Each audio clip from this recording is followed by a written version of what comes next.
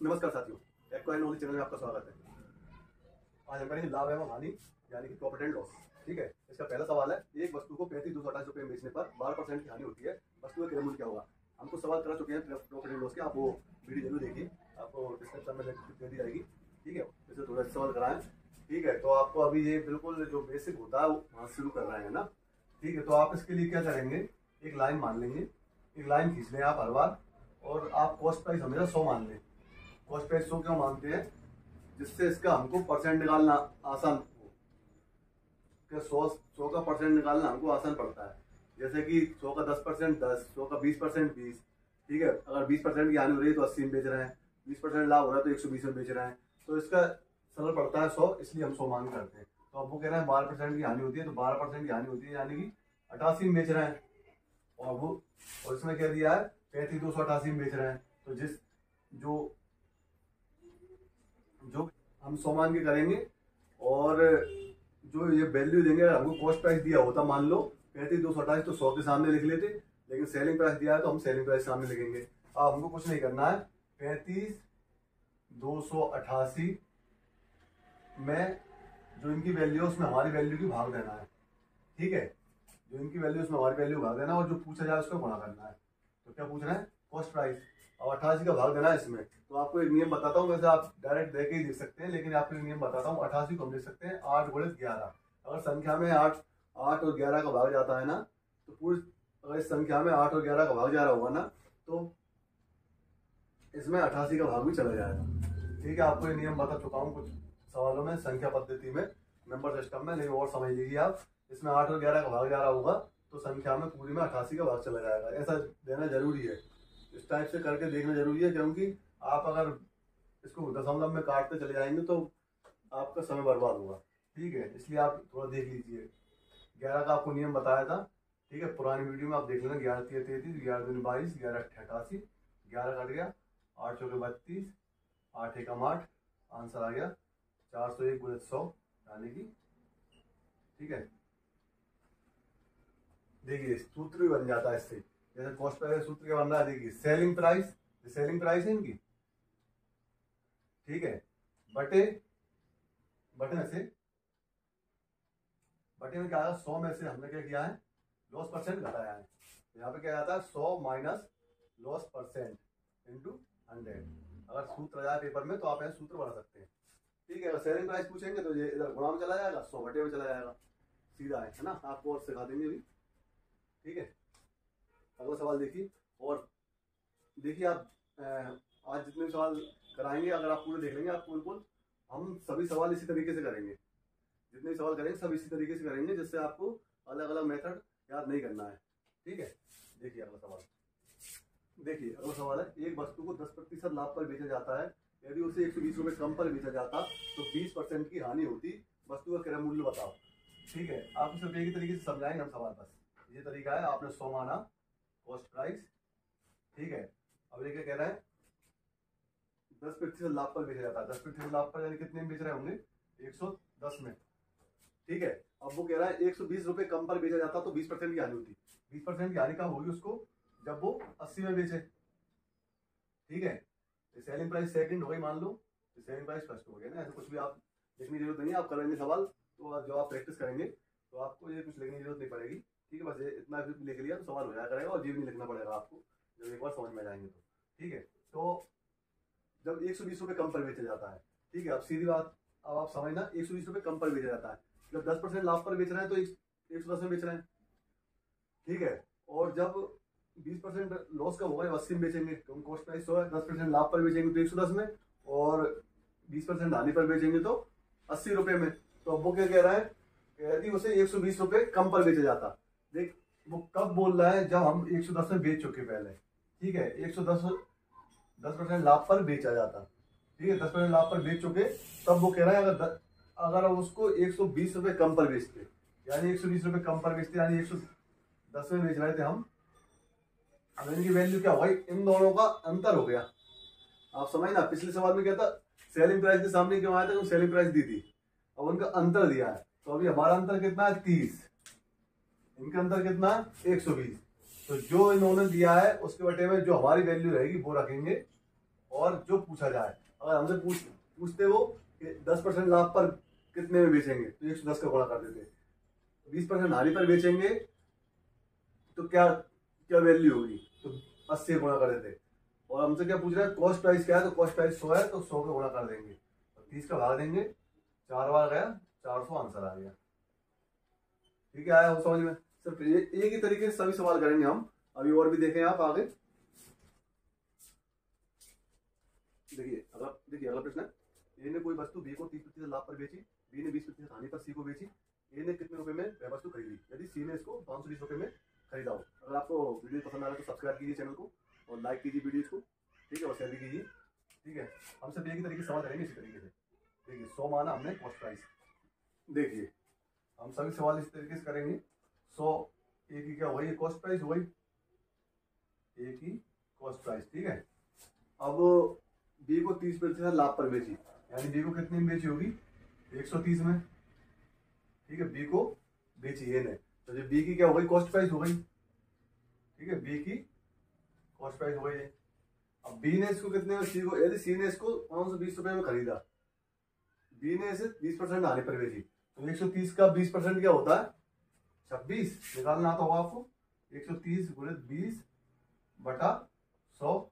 ठीक है, 2 जीरो से 2 जीरो बढ़ गई, 13 दूनी 26, 13 दूनी 26, यानी कि 26 घटा देंगे 130 में से। ठीक है, कितना आ जाएगा, 104। तो सी ने इसको कितने में खरीदा, 104 में। सी ने कितने में खरीदा इसको, सी की कॉस्ट प्राइस क्या हो गई, 104। तो हमको क्या दिया है इन्होंने, यदि सी ने इसको 520 रुपए में खरीदा, तो सी ने, हम सी के सामने लिखेंगे, आपको बताया ये वाली बात।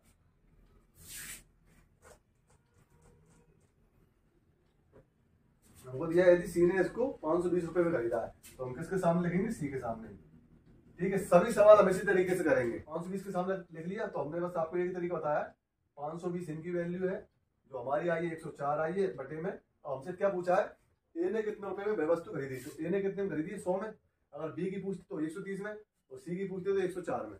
ठीक है, तो ए ने कितने में खरीदी, 100 का गुणा हो जाएगा, और बी का पूछते तो कितने गुणा होता, 130 का। देखिए इसको लिख सकते हो आप 26 गुणित 4, 4 24, 4 दूनी 8, 8 और 10।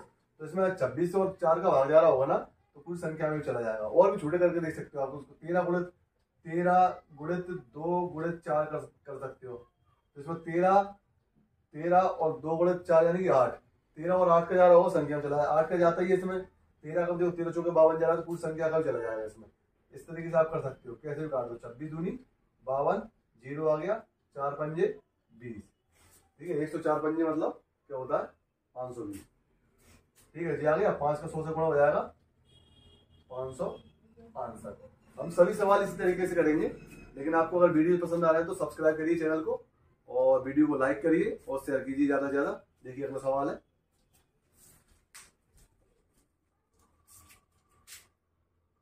देखिए अगला सवाल है, ए घड़ी को 20% हानि पर बेचता है, यदि ए इसे 30% कम मूल्य पर में खरीदता एवं 45 रुपए अधिक में बेचता, तो उसे 40% का लाभ होता। घड़ी का क्रय मूल्य क्या है। देखिए कैसा ही सवाल आ जाए, कितना ही बड़ा सवाल आ जाए, सिर्फ हम एक ही तरीके से करेंगे जो आपको बताया गया है। सीधी एक लाइन खींचना है आपको।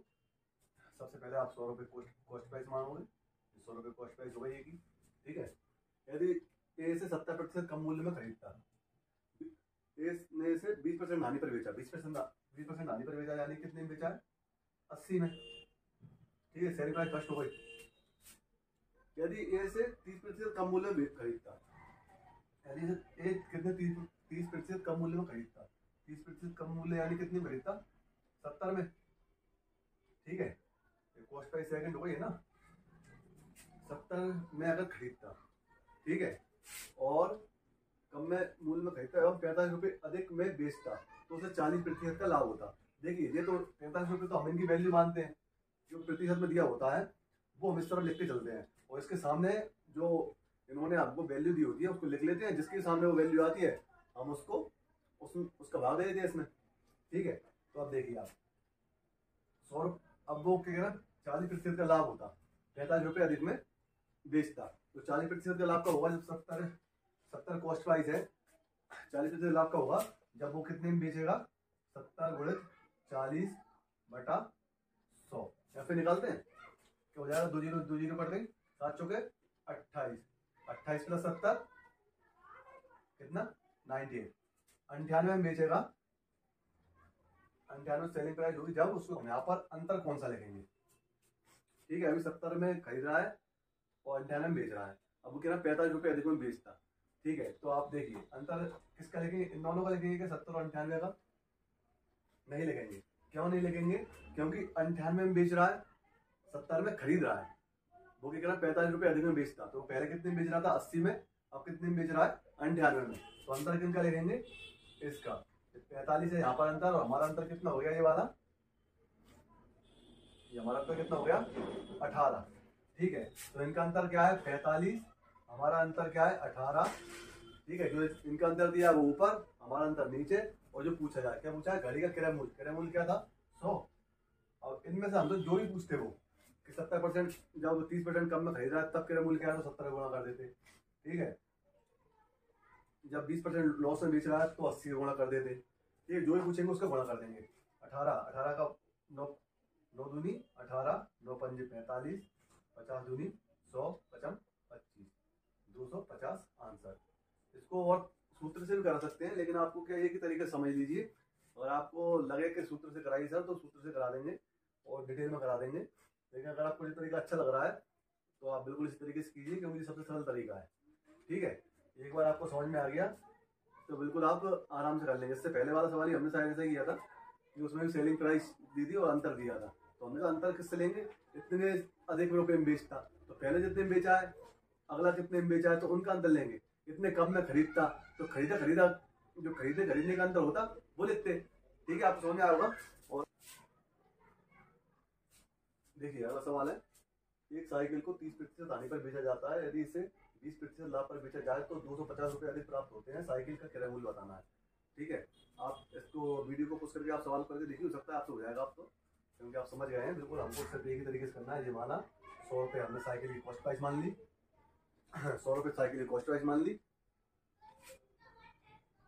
देखिए एक साइकिल 30% हानि पर बेचा जाता है, 30% हानि यानी कि 70 में बेच रहा है। ठीक है, अब वो क्या कह रहा है, यदि इसे 20% लाभ पर बेचते, 20% लाभ पर यानी कि 120 में बेचते। ठीक है, वो कह रहा है यदि इसको 20% लाभ पर बेचते 250 रुपये अधिक प्राप्त होते।